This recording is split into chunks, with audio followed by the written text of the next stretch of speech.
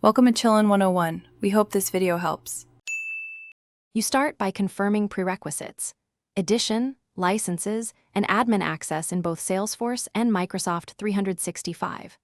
Once confirmed, enable My Domain and Lightning in Salesforce and create or designate an integration user with API access.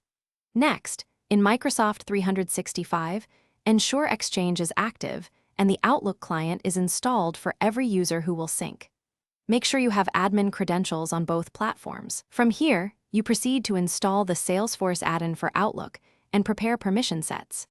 Now you configure the integration itself. In Salesforce Setup, install the Outlook integration and, if appropriate, Einstein Activity Capture.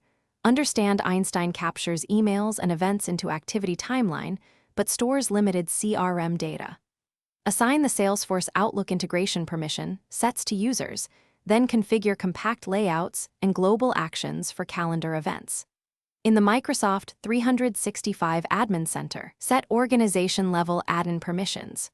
Once done, define sync direction, folder mappings for finish by having each user sign into the Salesforce add-in in Outlook and authorize the connection, then create test events in both Salesforce and Outlook to verify two-way sync.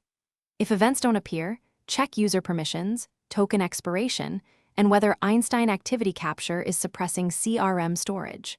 Also confirm folder mappings and time zone settings.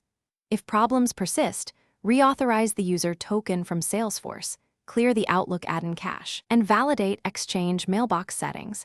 This usually resolves the majority of sync failures.